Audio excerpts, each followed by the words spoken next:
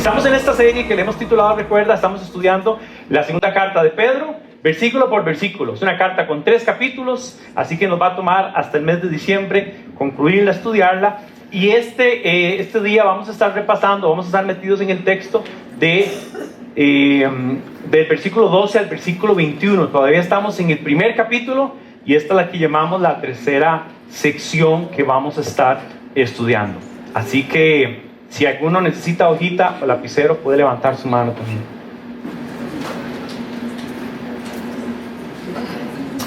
De acuerdo. Vamos a orar y después leemos el texto, ¿les parece? Papito, gracias por esta mañana. Gracias por tu amor, tu misericordia y tu gracia. Siempre rogamos que nos abras el entendimiento, nos llames hacia ti y te reveles a nuestras vidas. Y te pedimos que el texto esta mañana nos rete, nos anime, nos motive a tomar decisiones, que nos recuerde cuáles son estas cosas esenciales del Evangelio, con las que son básicas, fundamentales, para que como creyentes podamos seguir caminando en el proceso de ser cada vez más como Cristo Jesús. Y es en el nombre de Cristo Jesús que oramos.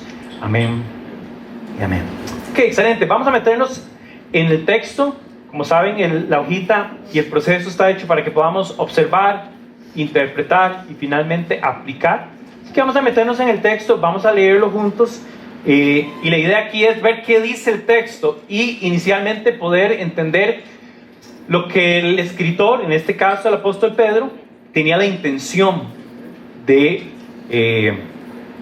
poner ahí. Voy a leerlo para ustedes y después continuamos viendo un poquito más. Dice: por eso siempre recordaré estas cosas, por más que las sepan y estén afianzados en la verdad que ahora tienen. Además, considero que tengo la obligación de refrescarles la memoria mientras viva en esta habitación pasajera que es mi cuerpo. Porque sé que dentro de poco tendré que abandonarlo, según me lo ha manifestado nuestro Señor Jesucristo. También me esforzaré con empeño para que aún después de mi partida ustedes puedan recordar estas cosas en todo tiempo. 16. Cuando les dimos a conocer la verdad de nuestro Señor Jesucristo, en todo su poder, no estábamos siguiendo sutiles cuentos supersticiosos, sino dando testimonio de su grandeza que vimos con nuestros propios ojos. Él recibió honor y gloria de parte de Dios el Padre cuando desde la majestuosa gloria se le dirigió aquella voz que dijo: este es mi Hijo amado, estoy muy complacido con él. Nosotros mismos oímos esa voz que vino del cielo cuando estábamos con él en el Monte Santo.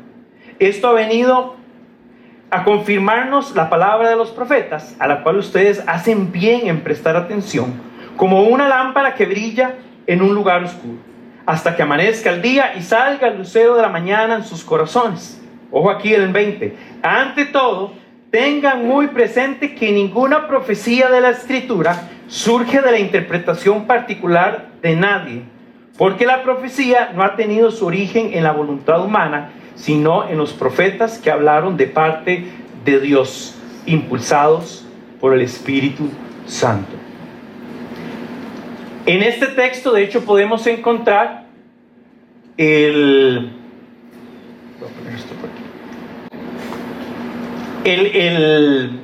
título que hemos usado para esta serie, que usamos el recuerda. Y quiero comenzar por enfatizar en ese sentido de recordar. Aquí el escritor nos está diciendo recuerda, y quiero marcarlo de una vez para que lo podamos ver. Dice: por eso siempre les recordaré. Después les dice también, más adelante en el versículo 15, dice: me esforzaré con empeño. ¿Para qué? Para que ustedes puedan recordar estas cosas. Más adelante dice también en el 20, de una manera de expresar recordaré, dice: ante todo tengan muy presente. Tener presente es alguien que recuerda. Entonces la primera cosa que quiero que notemos del texto es que Pedro está escribiendo con la idea de recordarnos. Recuerda. Este recuerda está sujeto a la idea de cosas que ya son sabidas. Él lo dice: por más que la sepan, para que estén afianzados en la verdad que ahora tienen. Entonces, una cosa para recordar aquí es, el énfasis es recuerdan. Quiero recordarles porque ya lo saben. Y aquí hay una cosa muy sencilla. Nadie puede recordar lo que no sabe. Sería entonces necesario primero saberlo o que alguien te lo cuente y te lo revele para después recordar. Lo cual nos hace obviamente aseverar que este es un texto que está dirigido a creyentes. Ya esta gente sabe. No son personas que están escuchando por primera vez, sino que Pedro está enfatizando que eso que han escuchado lo recuerden y que eso está asociado con esa verdad que ahora tienen. Esa palabra verdad la vamos a ver en diferentes formas, porque la vamos a ver en lo revelado, lo vamos también a ver en este sentido del testimonio que les ha dado, y finalmente lo vamos a ver con el tema de las escrituras. Cuando habla de testimonio, cuando habla de lo revelado, lo enseñado, y habla de las escrituras, en un sentido está refiriéndose a lo revelado en el texto, sobre todo para nosotros. Aquí tal vez nos puede jugar una mala pasada el hecho de que quienes están recibiendo esta carta no la están recibiendo como nosotros la tenemos indexada en la Biblia. Es un buen ejercicio para pensar.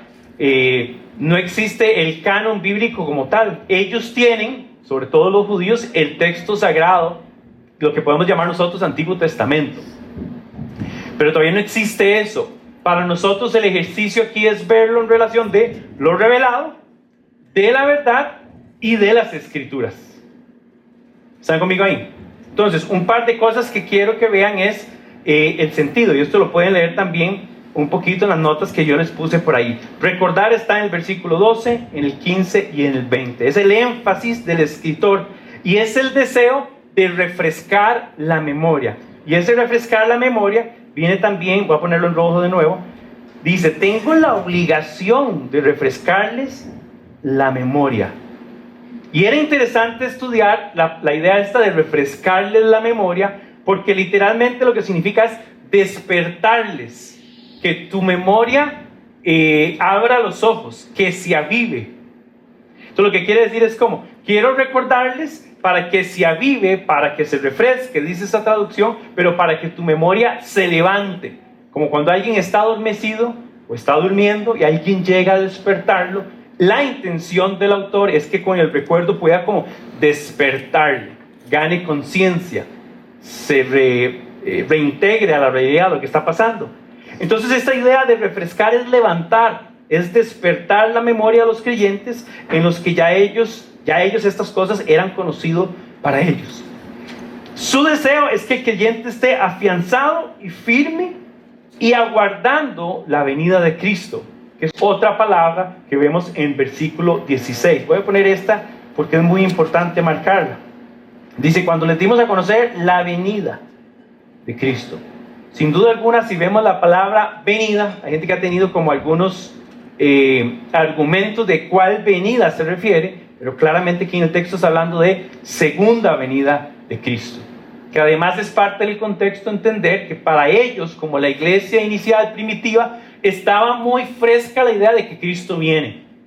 Y parte de los problemas generales que se están abarcando en el tema de la carta es que hay un grupo de creyentes que estaba, digamos, ya mofándose del concepto de la venida de Cristo. Y estaban diciendo: no crean en eso. Ya eso no va a ser. De hecho, lo vamos a ver más adelante, sobre todo al final de la carta, en el capítulo 3. Él se refiere a esto. Entonces, recordar para que estén afianzados, para que estén firmes, para levantar, para refrescar, para despertar la memoria. La gran pregunta es: ¿qué tienen que recordar? Y si vinieron en las últimas dos secciones, los domingos anteriores, justamente la respuesta está en sección 1 y sección 2. ¿Qué es lo que quieren recordar? Bueno, número 1, del versículo 1 al versículo 4 del capítulo que estamos viendo, el primero, quiere recordarles la fe que han recibido. Número 2, el conocimiento de Cristo. Número 3, las preciosas y magníficas promesas. Eso está en la introducción, en el encabezado de este primer capítulo. Pero además, como vimos la semana pasada, del versículo 5 al versículo 11 en sección 2, también les está recordando el que nos esforcemos por vivir las virtudes. ¿Alguien recuerda la semana pasada? Las virtudes de la fe al amor. 8 virtudes que dice: pongan esfuerzo, pongan de su parte, El texto decía, añadan a la fe, añadan conocimiento, añadan dominio propio. ¿Cuál otro era? Añadan perseverancia, añadan amor fraterno, añadan amor y añadan devoción. Que es interesante porque en un sentido está diciendo, recuerden que la gracia del Padre, el conocimiento de Cristo y las promesas, ¿dadas de quién? De Dios. Mientras recuerda lo que se te es dado, también recuerda cómo debes responder, y respondes con un esfuerzo en el conocimiento de Cristo. Entonces, esforzados por vivir las virtudes de la fe al amor, para crecer en el conocimiento de Cristo y dar fruto que glorifique al Padre. Eso es lo que está recordando. Lo está recordando para que estén afianzados, para que estén firmes. Y algo que en estos primeros versículos del 12 al 15, no sé si ustedes lo notan, yo siento a un Pedro, que de hecho desde aquí donde hemos sacado un poquito también esta idea de que este es un Pedro anciano. Esto es cerca del año, entre el año 60 y año 65, que corresponde al periodo de tiempo en el que se cree que Pedro murió, de hecho fue martirizado también. Y este texto agrega esa parte que es muy interesante. Él dice en el 13, considero que tengo la obligación. O sea, Pedro está diciendo, quiero hacerlo, tengo el deseo, pero también siente la responsabilidad, la carga. Y esta parte es importante entenderla porque nos recuerda quién es Pedro. ¿Quién es Pedro en este texto? Apóstol, discípulo de Jesús, probablemente el que fuera el de los discípulos o el apóstol, el más anciano, o sea, el mayor de todos. El que estuvo con Jesús en diferentes momentos donde otros no estuvieron, donde estaba solo Jacobo, Juan y Pedro. Pedro es aquel que cortó la oreja, Pedro es aquel que camina por el mar, sobre el lago de Galilea. Pedro es aquel también que dice, ¿a quién iremos? Entonces Pedro es curioso, y yo mencionaba esto la semana pasada. Pedro se ve en un proceso de madurez muy significativo desde los evangelios hasta aquí. El Pedro de los evangelios se siente como uno que responde muy rápido, que levanta la mano. A mí me recuerda a mi hijo Lucas, ¿verdad? Como que responde, tiene la pregunta correcta, quiere caminar sobre el agua, quiere preguntar. Pedro está muy así. Y yo veo aquí un Pedro con un perfil de sabiduría, más despacio, que son características propias de un anciano, alguien que ya vivió, que ya le fue bien y ya le fue mal, que ya escuchó y reescuchó y vio. Yo me recuerdo mi abuelita que decía, descansa en paz, decía, yo pensé que yo ya había visto todo.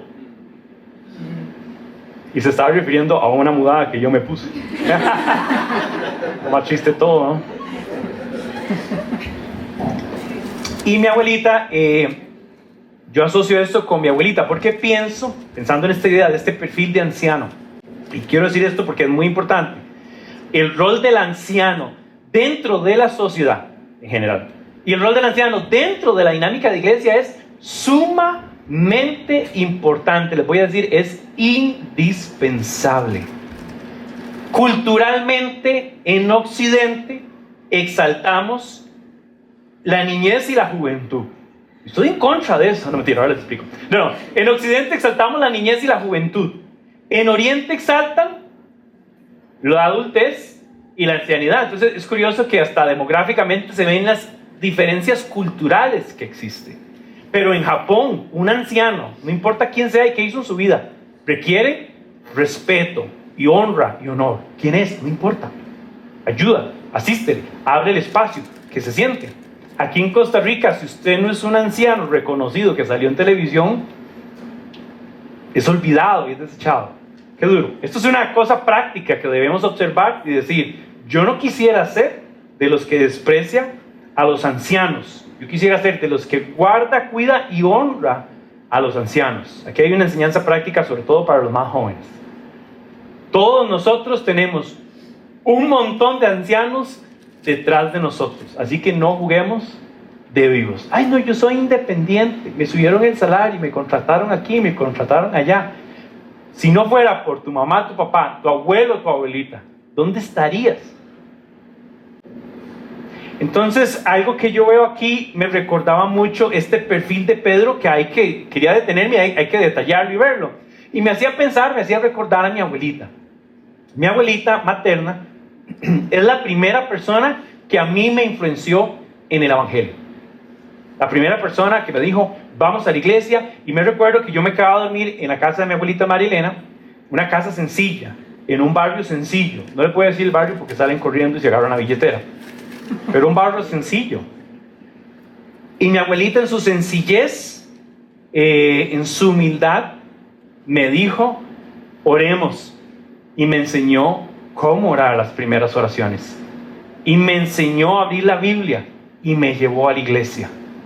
Mi abuelita no era de los regalos más pomposos. Mi abuelita era, y lo recuerdo, una vez me regaló para un diciembre una botella de talcos. Vea, voy a explicar. Si a usted le regalan talcos, casi que en cualquier momento de su vida, usted tiene que cambiar de amigos seriamente. O sea, talcos no, talcos uno se los compra uno.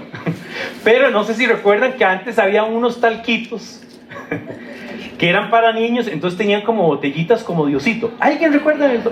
¡Ay, sí dicen! Bueno, mi abuelita una vez me regaló eso para Navidad, solo eso, no era como eso y un libro o un G.I. Joe o un Lego, no, nada, era el talco. Ahora, cuando usted tiene, no sé, entre 5 y 9 años, usted le dan un talco y usted dice, chiquillos, que se acabe este día, ya pague, ya. ¿Cuál 25? ¿Cuál colacho? ¿Cuál nada? O sea, todo se acabó, no, papi, apague.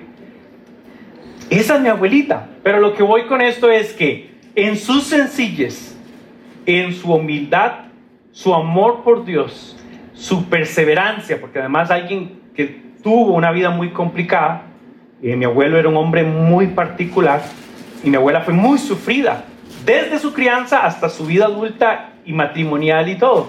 Y cuando yo veo su perseverancia y su amor por Dios, yo digo, ese es el mayor de los regalos que alguien me ha dado. Y esto lo he contado otras veces. Mi abuelita, en un año, de hecho el año que me convertí, cuando tendría 12 años, el 6 de agosto, el día de mi cumpleaños, llega a la casa toda feliz, con un regalo, y yo abro el regalo y era una Biblia. Y se superó, ¿verdad? De los talcos. Y yo, abuelita, qué chiva. Y era una de esas Biblias, no sé si alguien tuvo de eso, de esas que están como envueltas como en un jeans, que es como un pantalón. Sí, eso era una fresada. Andar en ese momento era, y tenía un zipper y todo. Bueno, ese mismo año, en diciembre, mi abuelita viene con regalo, envuelto y todo. Y lo abro, otra Biblia. Yo, abuelita, no santo. O sea, yo pensé que iba como en escalada, como ya tocaba celular, iPhone, algo. No, tío, no existía tampoco. Pero mi abuelita no solo me motivó a la fe, sino que me regaló la palabra de Dios. ¿Se imagina? Esta no es una persona humilde o sencilla en un sentido amplio. Puede ser humilde y sencilla tal vez en su nivel, en su escolaridad, en varias cosas. Pero una persona rica, abundantemente, tanto para saber qué decir y qué hacer para influenciar la vida de otros. Si no fuera por mi abuelita, tal vez no estuviéramos aquí. Pero era una mujer sencilla y humilde. Entonces quería hacer esta parte. En el texto lo que vemos es a un anciano con un sentido de responsabilidad. Yo tengo que hacer esto, me siento obligado. Y después hace una referencia interesante, lo voy a poner aquí en verde, donde dice, mientras viva en esta habitación pasajera que es mi cuerpo. Aquí sin duda alguna Pedro está diciendo, estoy de salida. Y añade un par de cosas, porque sé que dentro de pronto tendré que abandonarlo, según lo manifestado por nuestro Señor Jesucristo. Y aquí probablemente se está haciendo referencia, si alguien recuerda Juan 21. Jesús le dice, cuando seas mayor, entonces te atarán y te llevarán donde no quieras ir y van a hacer, ¿verdad? Hay una referencia a esto. Parece que Pedro está haciendo una remembranza y está diciendo, yo ya sé que mi fin ni siquiera va a estar sujeto a mis condiciones, sino que voy a ser probablemente martirizado. Curiosamente, en la historia de la iglesia, los apóstoles todos sufren muertes de mártires. Es probable que no sea la excepción con Pedro. Dice el 15, vuelve a enfatizar, voy en rojo otra vez, dice, también me esforzaré con empeño. Y este esforzaré debería también recordarnos la enseñanza anterior. Él estaba diciéndonos, esfuércense. Y unos versículos más adelante está diciendo, yo estoy en mi lecho de muerte y mi deseo es esforzarme. Y me encanta esta idea porque alguien diría, hay etapas de la vida donde uno tiene que esforzarse. Y yo digo, bueno, yo creo que es que en todas las etapas de tu vida tienes que esforzarte. Tal vez en formas diferentes, tal vez hay una implicación de tiempo diferente o una inversión emocional diferente por el momento de familia, de crianza, de hijos, de matrimonio, lo que sea. Pero si hay algo clave que yo entiendo, y yo viendo este pasaje, yo digo, este hombre sigue con la idea de esforzarse con empeño. Y algo que a mí me gusta esta idea, yo soy más, ¿se acuerda que la semana pasada también hablábamos del extremo de los que no quieren esforzarse de todo, y los otros que más bien tal vez estamos workaholic y estamos trabajando demasiado y nos esforzamos demasiado? Yo peco más de estar de este lado. Necesito tal vez un poco más de descanso para que ustedes oren por mí, para dormir bien y tener reposo. Pero me encanta el énfasis de alguien que está en su lecho de muerte diciendo, todavía mi deseo, mi empeño es esforzarme, pero el propósito del esfuerzo es increíble. Dice que para que aún después de mi partida, vuelvo, la referencia a la muerte, ustedes puedan recordar estas cosas, y dice todo el tiempo. ¿Recuerdan estas cosas? Las que vimos en sección 1 y vimos en sección 2. ¿Cómo estamos ahí?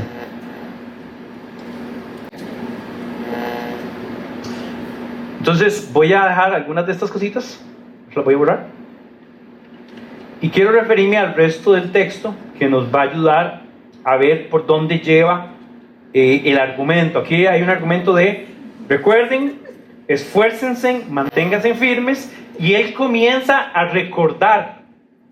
Mientras está diciendo, recuerden ustedes, él hace algo interesante que vamos a ver que él recuerda. En el versículo 16 cambia de tono y de hecho pasa de hablar a título personal y comienza con un plural. ¿Sí lo notan?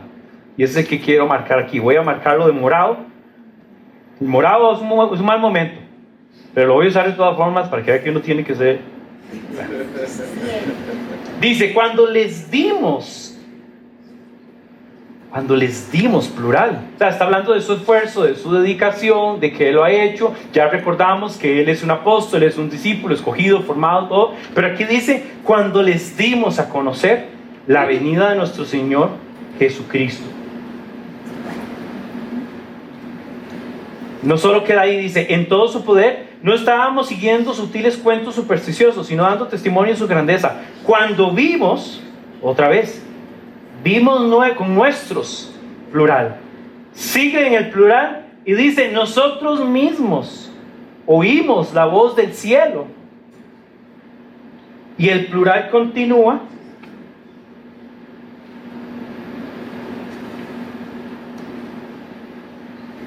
En el 19, esto ha venido a confirmarnos la palabra.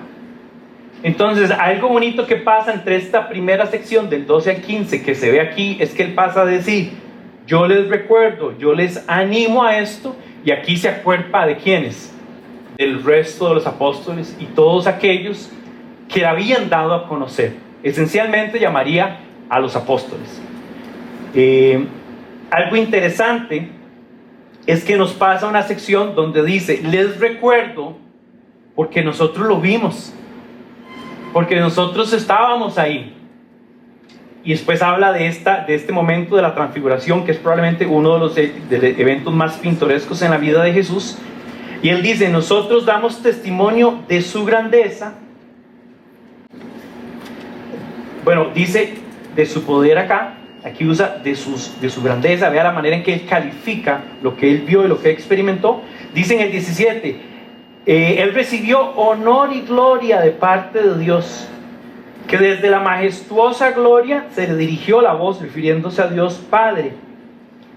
Y hay un par de textos, en Juan hay uno en particular donde dice, hemos visto su gloria llena de gracia y llena de verdad. Entonces, esta idea de que nosotros lo vimos tiene que caer como en un sentido de autenticidad y autoridad para Pedro y para la voz del resto de los apóstoles. Aquí inclusive, o incluyendo a Pablo como apóstol a los gentiles. Entonces es interesante porque comienza a articular el tema de la responsabilidad. Entonces en versículo 13 y en versículo 15 habla de la obligación, del empeño. El apóstol siente la responsabilidad y la obligación de anunciar y recordarles el mensaje de Cristo. Y después habla de nosotros. Aquí es Pedro y los apóstoles. Los apóstoles son los testigos oculares de la vida, muerte y resurrección de Jesús. Esto es muy, muy importante entenderlo. El rol de ellos fue relevante en aquel momento porque eran testigos oculares de algo que pasó en su era. Imagínense que alguien en su vida diga: fíjate que estaba en Jerusalén este fin de semana porque había fiestas, entonces me fui para allá. Usted está por ahí. Y no has de creer que mataron a Jesús. ¿Cuál Jesús? Y usted cuenta la historia. Pero imagínese qué diría por usted que alguien se lo cuente como algo que pasó hace 3 o 4 o 5 días o hace un año. Entonces aquí hay que hacer un esfuerzo para entender el tono, la autoridad y el énfasis de Pedro y de añadir a los apóstoles y decir: nosotros estuvimos ahí con el que comimos, con el que caminamos. Pedro diciendo: yo caminé por el agua, ustedes no. Bajando, ¿verdad? Con los demás. Él nos enseñó, nos formó, nos llevó, nos invitó. Y también lo vimos morir. Y lo vimos resucitar. Y estuvo en medio de nosotros por 40 días. Y hay cientos, dice de hecho, más de 400 testigos. Entonces, estoy tratando como de esforzarme en describir el contexto. Esa es la sensación de nosotros. Como diciendo: yo estuve ahí. Y no sé qué ejemplo podría poner de un evento importante, relevante, que alguien pueda decir: ay, no, ¿en serio estuvo ahí? Porque no tengo ningún momento relevante para decir que yo estuve y usted no. Pero es esta idea de ser testigo de algo. Y vamos a hablar de ese tema. El valor del testigo es que añade credibilidad al evento. Si yo le digo a usted que algo pasó magnífico e increíble, pero que no hay testigos que señalen eso como una verdad y que verazmente sucedió, ¿usted qué diría? Y no, muéstreme las pruebas, las evidencias. Y es curioso, porque conforme él va hablando, comienza a recordar un momento, que es la transfiguración, y después al final del pasaje comienza a hablar de la veracidad del texto bíblico, que ya ahí resuena para nosotros, porque nosotros estamos hablando esto a partir de ese registro histórico, que es la palabra de Dios. No solo que es un registro histórico, sino que es un registro espiritual, certero, veraz, de que testigos oculares en su tiempo y en el tiempo de otros testigos oculares que también escribieron en la Biblia, hoy nos dan testimonio y hoy podemos escuchar este consejo de recuerda del apóstol y decir: esto sucedió. Le voy a dar una idea más, algún argumento aquí. Es: casi nadie niega la existencia de Jesús. Estamos hablando en casi nadie en el rango de los científicos y académicos. ¿Por qué? Porque prácticamente está comprobado que cualquier académico que lo rechace es una ridiculez, porque hay suficiente evidencia textual para que esto suceda, tanto dentro, es lo que llaman la evidencia interna de la Biblia, como evidencias externas. O sea, de Jesús no solo se habla en la Biblia, sino que hay textos de valor histórico muy importantes que señalan a este Mesías en este tiempo en Jerusalén. ¿Sí me explico? Entonces hoy podemos verlo a la luz del registro histórico de estos testigos. ¿Quiénes son estos testigos? Mateo, apóstol, escribe un evangelio. Juan, apóstol, y escribe un evangelio, las cartas, y escribe Apocalipsis. ¿Quién más? Pedro. Pedro es el autor detrás, por decirlo así, de Marcos. Marcos es reconocido como el asistente, el copista, el redactor del texto de Marcos, pero quien está hablando es la voz de Pedro. Y de hecho también de este aspecto hay testimonio externo de otros escritos de los que llaman los padres los padres de la iglesia. Después va a venir el otro apóstol Pablo, que va a llenar, nos va a colmar con un montón más de escritos, pero están dentro de ese nosotros. Dice que los discípulos fueron llamados, elegidos, formados, encomendados y enviados por el propio Jesús. Gracias. Y fueron distinguidos públicamente por el Maestro para ser discípulos. En el caso particular de Pedro, inclusive Pedro toma un rol muy importante, porque podemos ver un par de menciones donde el mismo Pablo dice que tiene que ir a Jerusalén y dar rendición de cuentas a Pedro, que se le reconoce como el líder de la iglesia en Jerusalén. O sea, Pedro particularmente tuvo un rol muy importante. Dentro de ese nosotros, ellos especifican el tema de la gloria, y es cuando dice: nosotros lo vimos con nuestros propios ojos, el 17. Él recibió honor y gloria de parte de ¿quién? De Dios Padre. Cuando desde la majestuosa gloria se dirigió aquella voz del cielo, o aquella voz que dijo: este es mi Hijo amado, en él estoy complacido con él. Es muy interesante que Pedro, de todas las cosas que él podría sacar aquí como un recuerdo propio, saque este momento. Y yo creo que la lección se debe a que es el momento más glorioso que Pedro vio y experimentó. Que por si acaso no solo estaba Pedro, estaba también Jacobo y Juan, que eran hermanos, pero los otros apóstoles no estaban. Esto pasó en Cesarea de Filipo. Jesús deja a los discípulos, él va y dice que sube al monte a orar. Este probablemente sea el monte Hermón, al norte de Jerusalén, en Galilea. Y dice que claramente mientras los discípulos dormían, Jesús se transfigura. Recuerden la historia. Dice que sus ropas se tornaron como blancas y fue un resplandor, y habían dos personajes ahí, ¿se recuerdan? Moisés y Elías. Pedro se espabila, está maravillado.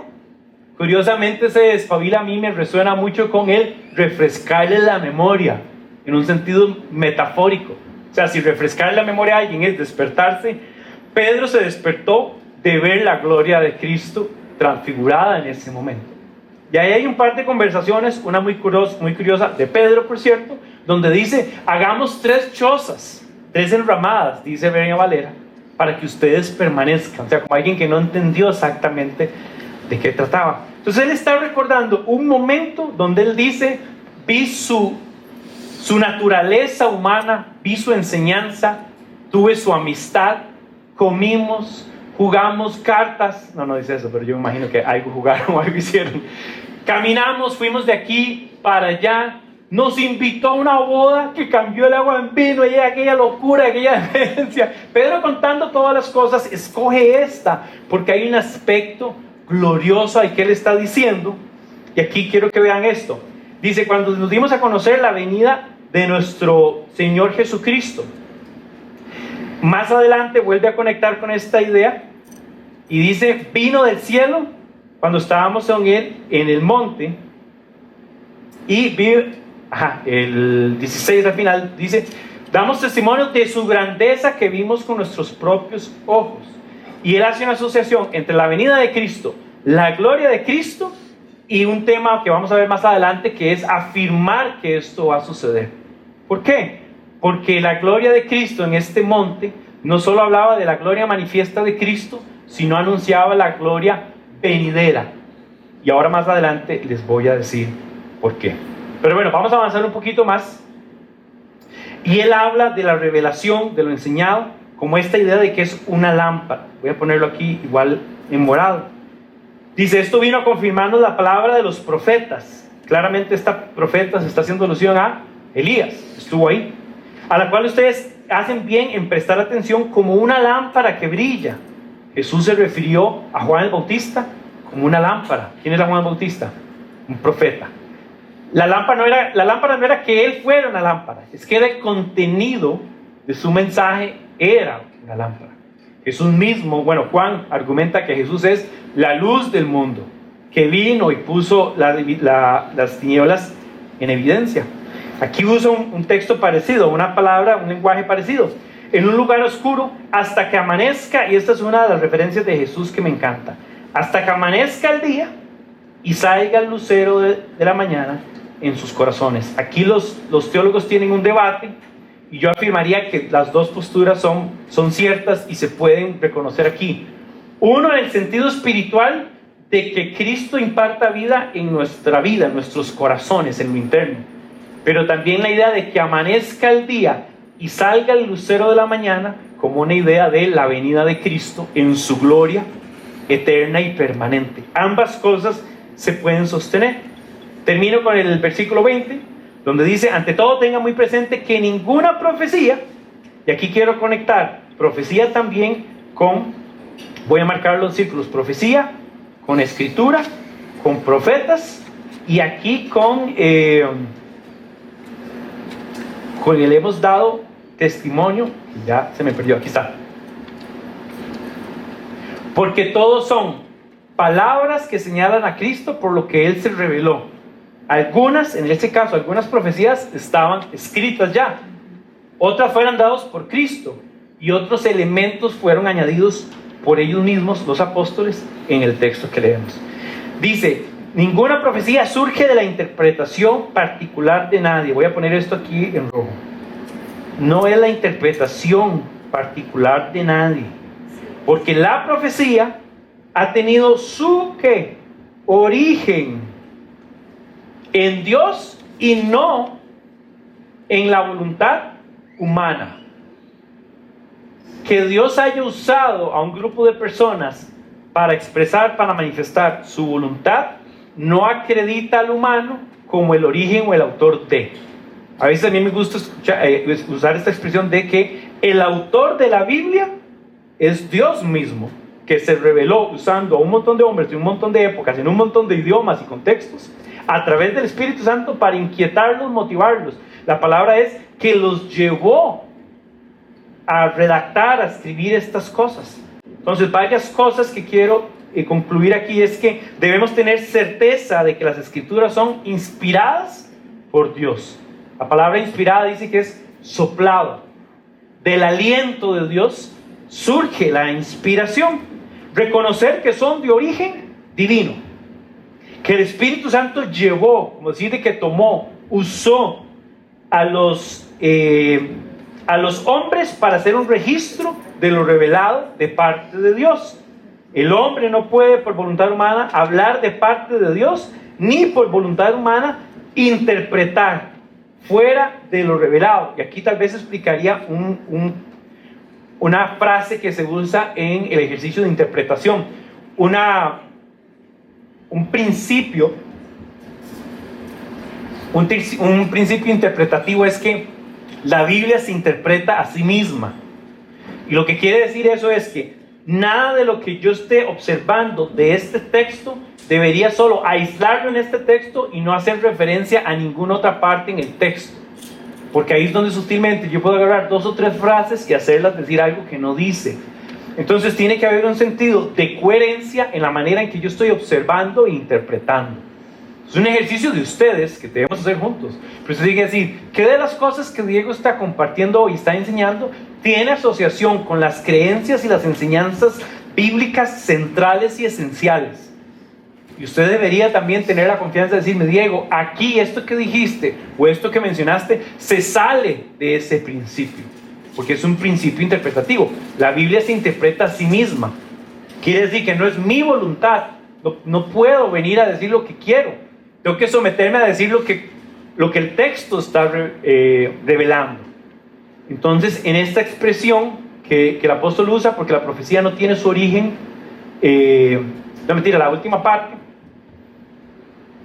esta parte, ni una profecía de la Escritura surge de la interpretación particular. Los teólogos lo aplican también a 2 sentidos. Primero, que ningún escritor quiso sentarse a escribir lo que quiso, en un sentido inmediato en su contexto, pero también tiene la implicación de que para nosotros hoy no nos corresponde ir solitos y leer la palabra de Dios y llegar a conclusiones solo porque lo que yo pensé o lo que yo creí. Los dos van sujetos a la autoridad de Dios, a lo ya revelado en las Escrituras, inclusive en el caso de nosotros, de cómo el Espíritu Santo nos está inquietando a entender. Recuerden que el Espíritu Santo abre el entendimiento, nos enseña y nos hace recordar todas las cosas que fueron dadas, que fueron enseñadas. Estamos ahí.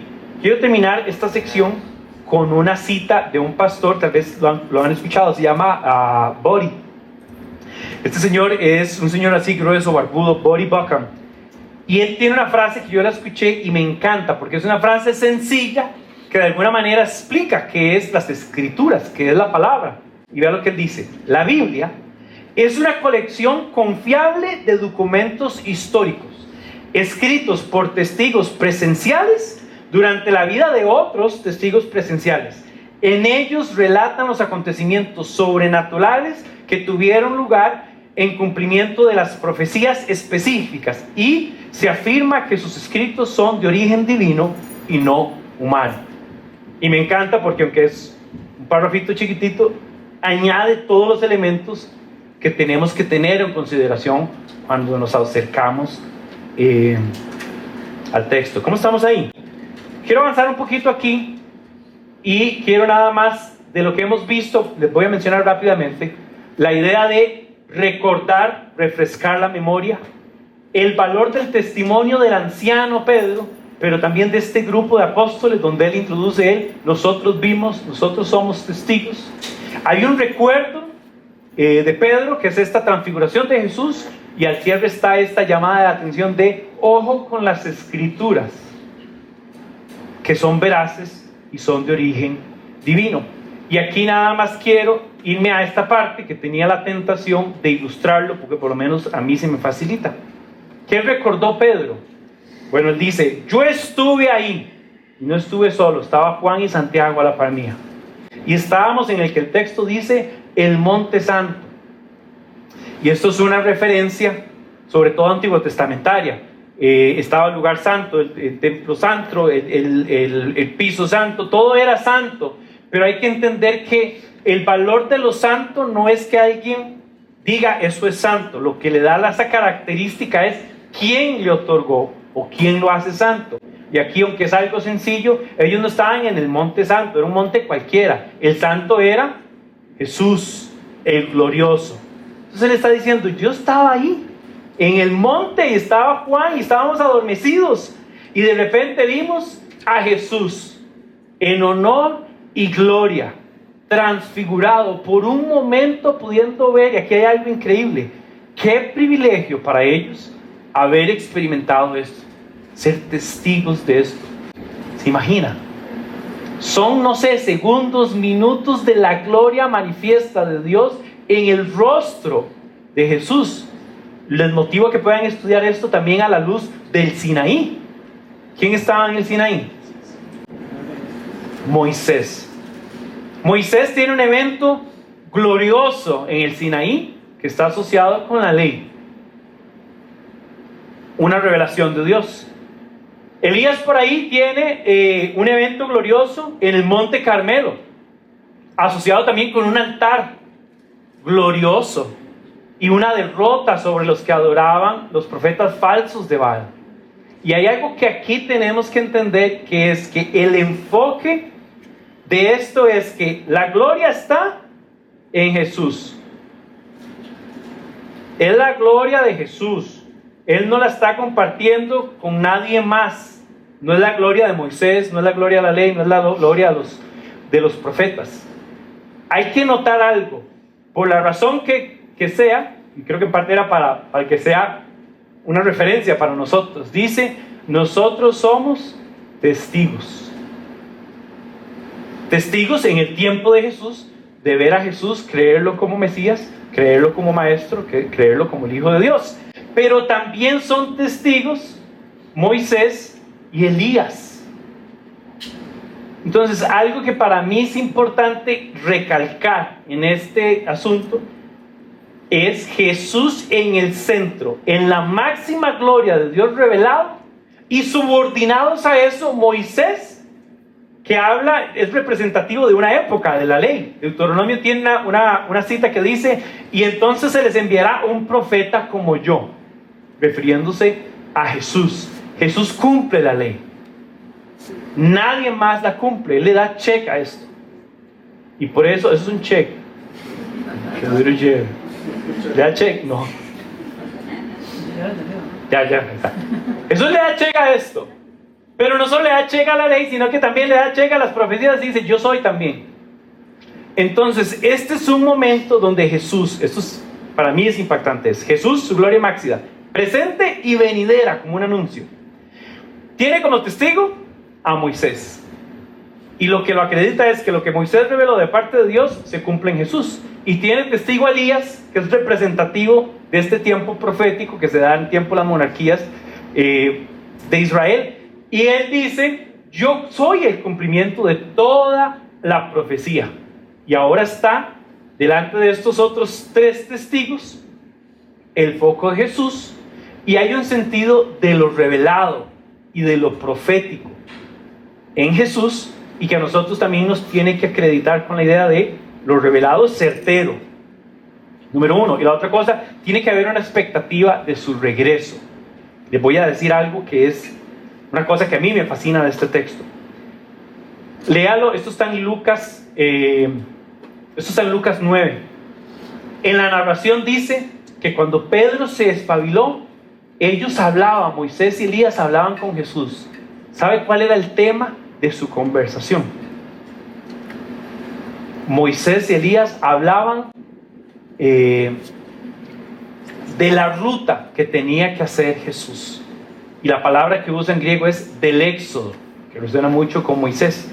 Pero ellos hablaban de la partida de Jesús. Quiere decir que Moisés y Elías, en este escenario increíble, están hablando de el sacrificio de Jesús, el éxodo, lo que él está a punto de llevar a cabo.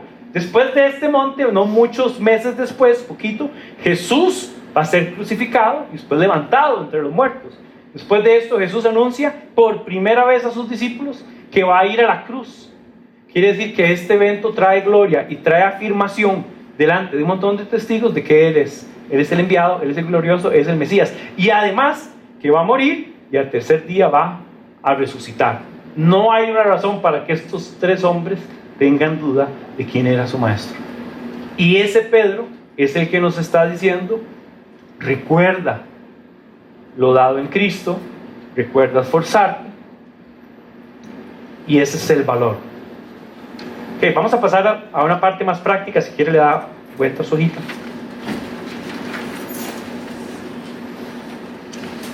Esta sección está hecha para que hablemos de nosotros, ¿de acuerdo? Ya vimos el contexto, ya nos bajamos de la montaña, ya. Entonces aquí quiero compartir algunas cosas, sobre todo retándolos a pensar y evaluarse en torno a estos 3 temas. Definitivamente en el texto está el refrescar la memoria, está esta evidencia de testigos. ¿Cuántos testigos hay en ese texto? Pedro, los apóstoles, Elías, Moisés, testigos de la gloria de Cristo. Y finalmente él argumenta respecto a la autoridad, la veracidad de la palabra de Dios. Entonces la primera pregunta está asociada con eso. ¿Cuáles son las enseñanzas que han sido claves? No vea el error que hay ahí. Ahí dice claves. Claves, dice claves, tengan fe.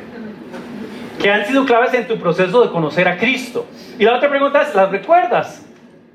Yo les conté una al inicio. Para mí fue clave escuchar a mi abuelita orar. Ve qué interesante, aquí le estoy hablando a los que ya son abuelitos, que yo sé que hay varios abuelitos en la sala. A los que son abuelitos, pero a los que son papás.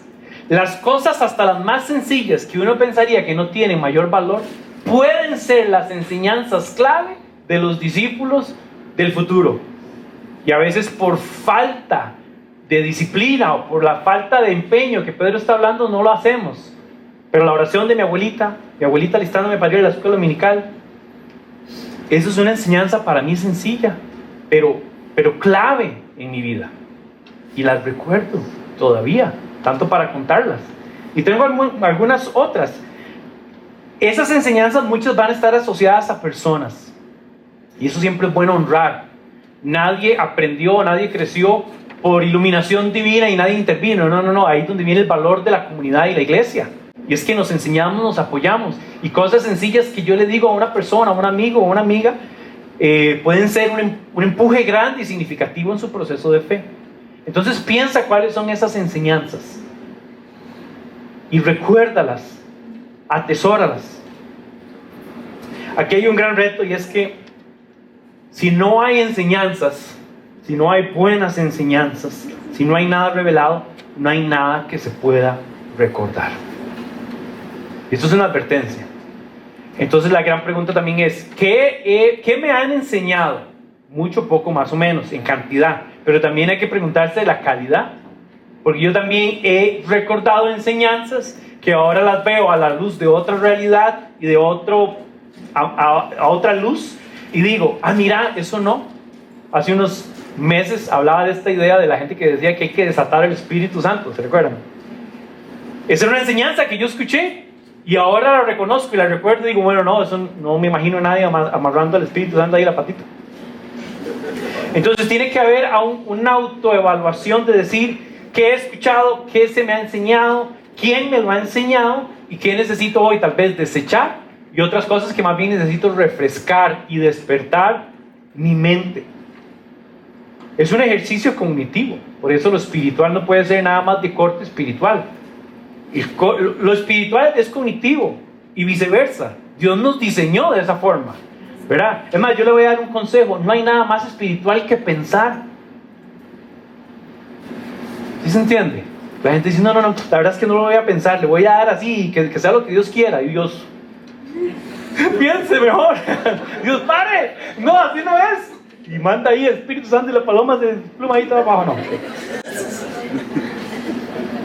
Pensar es un ejercicio espiritual, porque fue Dios que te dio la capacidad de pensar. Ojalá que podamos pensar en todo lo bueno, en todo lo digno de gloria, de honra, y que podamos pensar en la palabra de Dios. Dios no va a recordarte lo que no has escuchado. Y esto es crítico. Yo me recuerdo que yo cuando iba para el cole lloraba para los exámenes. Yo decía, Dios, por favor, que me vaya bien, recuérdame las cosas que he estado estudiando. Y yo, no. ¿De no voy mal? Dios dijo, de ahí. Y ahora cuando estaba preparando esto yo decía, es que sí, es que Dios no puede recordarte lo que no sabes. Yo hacía la oración cínica hasta con el examen y todo. Dios, todo ahí en el examen. Entonces no puedo decirle, Dios, recuérdame las cosas que estudié y que sabía para hacer ese examen. Y Dios es, póngale el nombre y devuélvalo. Hágale una carita feliz para que se pidan de usted algo. Entonces, igual funciona para nosotros. No le ores a Dios que te recuerde cosas que de entrada nadie te ha dicho y no has escudriñado, no has entendido. Es que no puede ser. Entonces aquí hay un reto de decir, necesito ser formado, necesito ser enseñado. Uno de nuestros ejercicios como comunidad de fe, y ustedes saben que insistimos en esos grupos de estudio. ¿Qué hacemos en el grupo de estudio? Enseñar la vida de Jesús, porque es Él el que es digno de honra y gloria que el Padre revela y que las Escrituras nos dan testimonio de esos testigos oculares en el tiempo de testigos oculares que nos dieron un registro histórico y certero que ahora son la palabra de Dios, que es de origen divino y que no por voluntad humana. Y todo encaja, todo cierra. Ok, número 2, somos llamados a ser testigos. ¿Qué tan comprometido me siento de ser testigo de Cristo? ¿Hay algo que tenga que decir al respecto? Y aquí la ilustración que quiero usar es que estás en una corte, delante de un juez, de un tribunal y un público, y hay alguien que te llamó a ser testigo. Las palabras de un testigo pueden definir el curso de un juez en dictar sentencia. Sí, yo lo vi, sí, yo estaba ahí. No solo estaba yo, sino que estaba aquel otro. Entonces, cuando uno habla de ser testigo de Cristo, tiene que entender varias cosas. Número 1, que es una distinción. Que Él nos llame testigos, que el llamado como creyentes, como discípulos, es a ser testigos.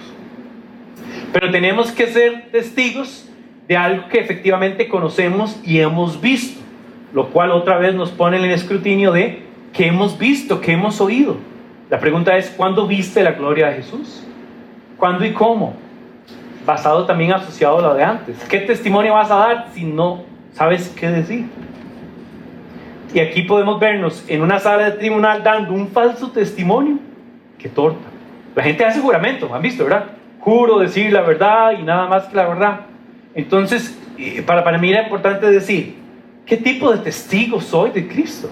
Uno bueno, uno cabal, que entiende, que se respalda en la palabra. Y aquí hay dos elementos: es el testigo que conoce a este maestro precioso revelado en la palabra de Dios y que ha experimentado.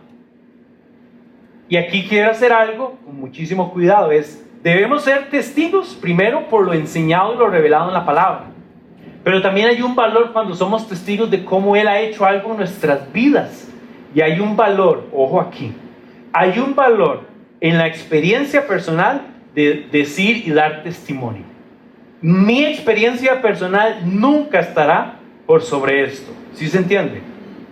Pero tiene un valor. Cuando yo le digo a Lucas, es que yo sé que en mi vida el Padre venga a afirmar mi identidad. Yo sé que en mi vida reconocer que Dios ha sido el que provee para todo.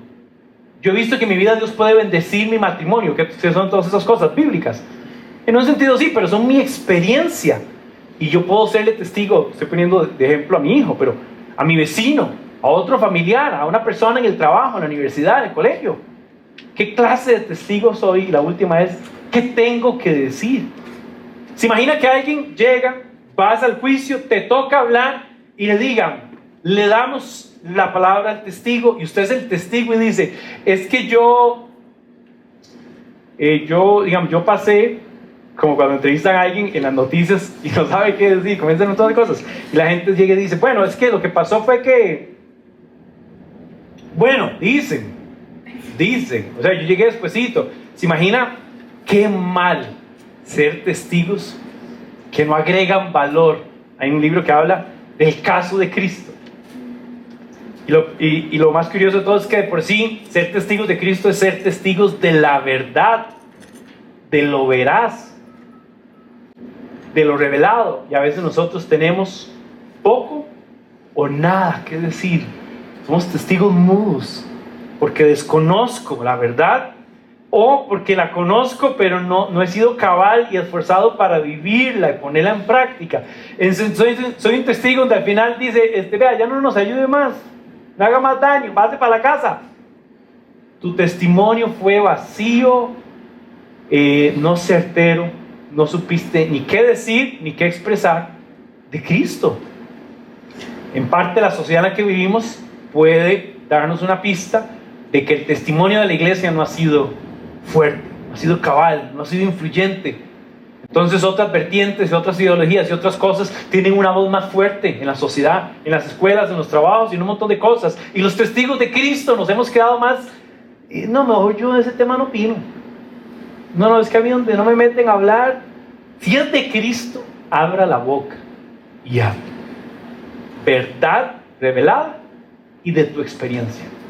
Eso, hasta para el que no lo quiere oír, va a tener valor. Y somos llamados a ser testigos de Cristo. Número 3, la veracidad de las palabras, la palabra de Dios, que es el último apartado en este texto. ¿Cuánta certeza tengo de la palabra de Dios? Y van a tener más o menos, mucha o poca, o estamos indagando. Y la pregunta es esa: ¿cuáles preguntas aún tengo? Yo tengo preguntas. Usted sabe que hay gente que dedica toda su vida al estudio de un idioma muerto que no se usa para apenas añadir un poco de valor al estudio lingüístico detrás de las interpretaciones de la Biblia. Toda la vida, 80, 90 años dedicados al estudio, apenas para añadir valor a todo el ejercicio. Eso es un ejercicio académico, técnico y hasta científico, interpretativo, que toca la arquitectura y los lugares donde las copias de la Biblia fueron recabadas y fueron encontradas y fueron cotejadas por tiempo y por lugar. Estos son de Alejandría, estos son de Mar Muerto, estos son de aquí, estos son de... Hay un mar de información con esto. De hecho es tanto que puede ser abrumador. Pero es bueno también preguntarme cuáles dudas tengo y cómo puedo indagar en eso, porque yo quiero tener un sentido de veracidad con el texto. Si Dios lo permite, la siguiente semana, el 27, 20, 26, vamos a sacar un podcast donde vamos a dedicarnos a hablar de este tema a partir de este versículo para ahondar más, y porque obviamente no nos da tiempo acá de verlo. Pero entonces varias cosas para cerrar. Aquí tal vez les dejo esta parte, que es algo que debo creer, vivir, obedecer de este texto. Lo puedes escribir ahí en el corazoncito de vivir. Y aquí con el compartir, la pregunta es, ¿a quién? Responde esto. ¿A quién o a quiénes Dios te ha llamado a ser testigo? O sea, ¿con quién debes compartir esto?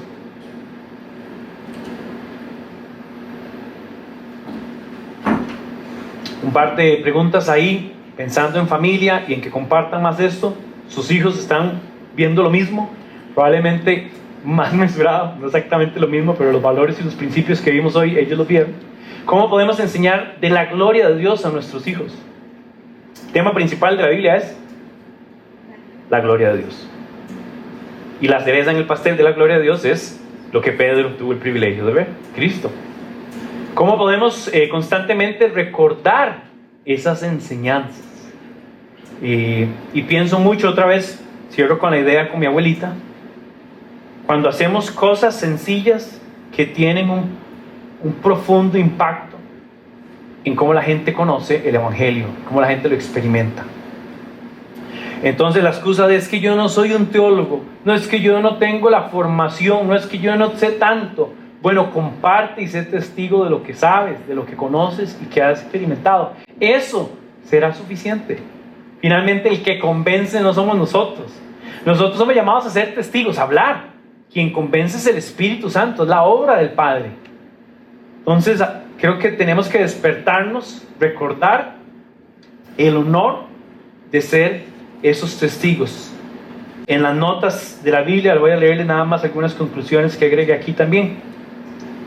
Aquí hay unas cosas que no están en la hoja hay unas cosas que digo que no están aquí ni están allá, entonces tiene que llevarse la hoja, ver las notas y escucharme.